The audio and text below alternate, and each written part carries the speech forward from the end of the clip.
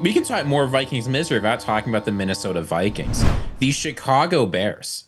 They moved over to their new head coach. They moved over to their second-year quarterback. They moved over a defense looking to rise and good skill position players. And now they're the 1 seed in the NFC. And I have to say, it's tough as a Vikings fan to watch this because it feels like what Chicago has just should be ours and should be us.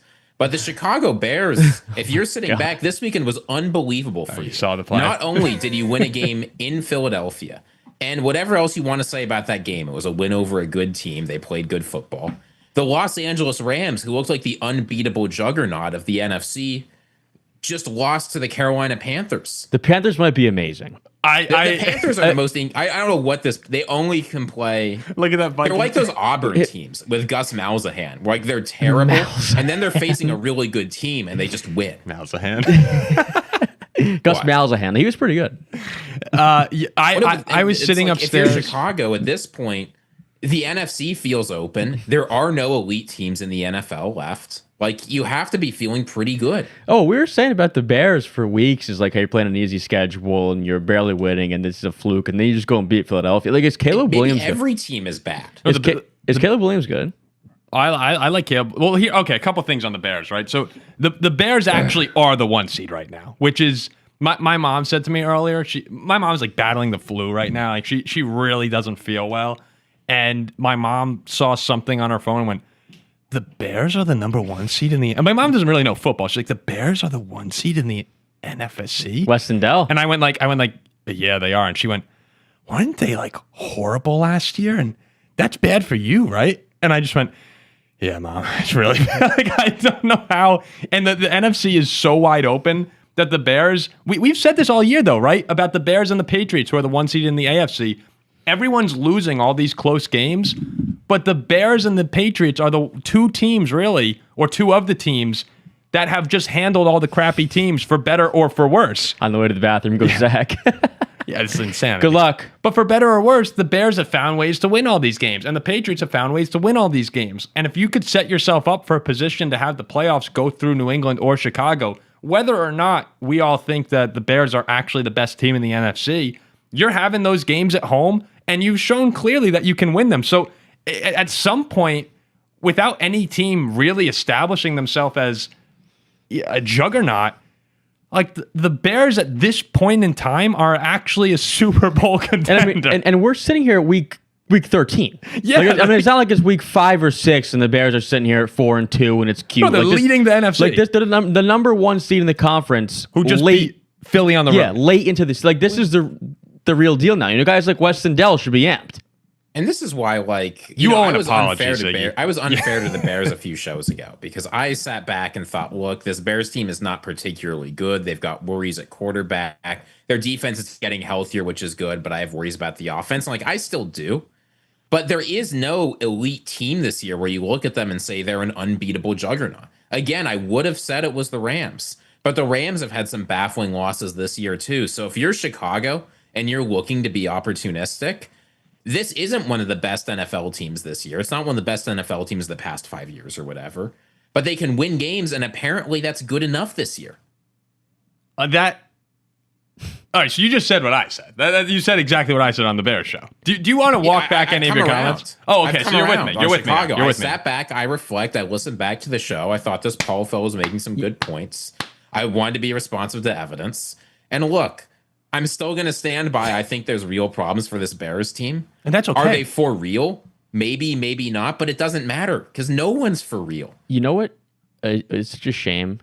I do it. Like, it is nuts how the whole entire NFL sucks. Yeah, there's not one good team. No, there's not. But the fact that, like, Caleb Williams and Bryce Young this year have really, like, slapped me in the face. I think they watched the show like last offseason. They probably like came across and like, who's this Jack guy? Oh. Like, did they watch this? Like, Bryce Young looks good. Caleb's the number 1 seed in the NFC. Like, I mean, this is. Did you guys see that Shador's terrible? There was like a hot dog stand or something in Chicago that said if Ben Johnson takes off his shirt in post game at any point this year, the whole city gets free hot dogs.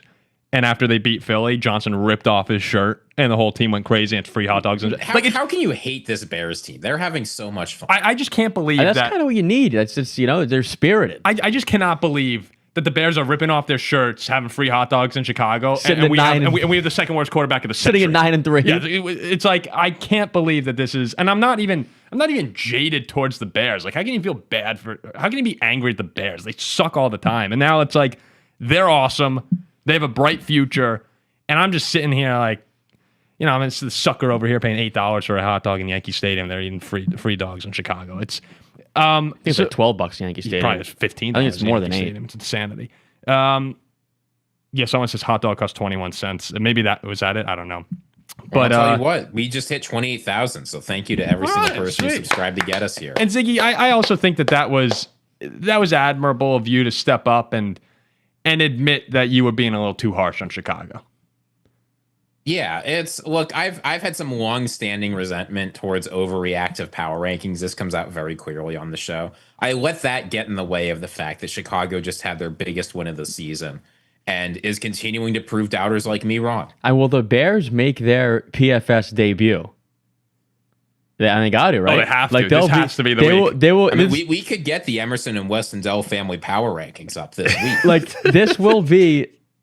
I feel safe enough to say that this will be the week where the Bears debut in the PFS power rankings. How high is the question? How high is the question? I mean, they'll be in my top 10, but you hate maybe them. they will. I mean, you hate them. But I think they've got to be. They've got to be in mine. I think they have to be in the power. The current top seed. They ran for 300 yards on Philly. Yeah, like that's not. They were showing, the little ticker at the bottom of the screen when it shows the fantasy scores.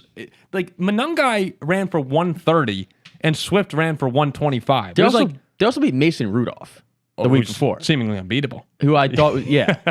I just can't believe we're sitting in this situation here where they're showing a graphic on Sunday night kickoff, and it's Caleb Williams and Matthew Stafford battling for the 1 seed. Like the Bears were 0-2, and we had a walk-off touchdown. We had the walk-off win on them basically. The Lions kicked their ass, and somehow they're 9-3. But you know what also just sucks? Like, I mean, just to keep it rolling with how miserable this all is, the Bears this week go to Green Bay. And now Green Bay's back in the 1 seed conversation. Green Bay will beat them too. Oh, Green Bay, like if you're a Packer fan sitting back here, this weekend was perfect. Other than the Bears, I mean, I actually think the Bears winning helped you. You desperately wanted the Bears to win this game because you say we've got 2 against them, we can beat them. The Eagles are now out of it. The Rams just lost. Yeah, I mean, 1 seed's ours. If the Packers beat Chicago this week or next week, are they the current 1 seed? They'll be in a the half NFC? a game behind the Rams. The Rams, okay. But the Rams, let me just see. The Rams. The Packers will beat the Bears next week. The Rams next 3 weeks are at Arizona, hosting the Lions, and at Seattle. If the Packers host a playoff game, we got to go. I mean, we might go to that, but I would love to go to that. Like the Packers are hosting Chicago, at Denver, at Chicago. I mean, there's a real world now. If it couldn't get worse enough, it's like the Bears are either going to be the 1 seed right now, or the Packers are going to have a path to the 1 seed. It's unfathomable that this is happening. It was funny. We were sitting in Lambeau Field last weekend, and it was a little bit overcast, but some blue skies perking through. And Ziggy's like, "You see this? This is the dullest it ever gets in Green Bay, and there's still some blue sky." No, the Packers can legitimately within 7 days, right? Within 7 days from the time we walked into Green Bay, and within 8 days, everything that could possibly go right for the Packers went right. Like, I don't know if that's a me problem and bright and problem, sunny, but bright and sunny we in Green walked Bay. in there, and since then they kicked our ass. They beat the Lions. The Bears beat the Eagles, dropping the Eagles out from being above them in the 1 seed race, and then the Rams lose to the Panthers. Do you want to know? It's just unreal. Do you want to know what caused all this? I have both the Eagles against the Bears and the Lions against the Packers. So I bet both those teams, and that's why the other team won. Right so now, the Packer fans can thank me. Right now, if you guys had to pick, who do you think wins the NFC? The Packers.